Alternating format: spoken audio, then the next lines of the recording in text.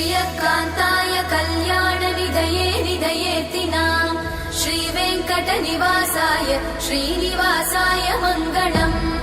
लक्ष्मी सविभ्रमालोक सुभ्रूविभ्रमचक्षुषे चक्षुषे सर्वलोकानां वेङ्कटेशाय मङ्गलम् श्रीवेङ्कटाद्रिशृङ्गाग्रमङ्गलाभरणाङ्गये मङ्गलानां निवासाय श्रीनिवासाय मङ्गलम् सर्वावयव सौन्दर्य सम्पदा सर्वचेतसां सदा सम्मोहनायास्तु वेङ्कटेशाय मङ्गलम् नित्याय निरवध्याय सत्यानन्दचिदात्मने सर्वान्तरात्मने श्रीमद् वेङ्कटेशाय मङ्गलम्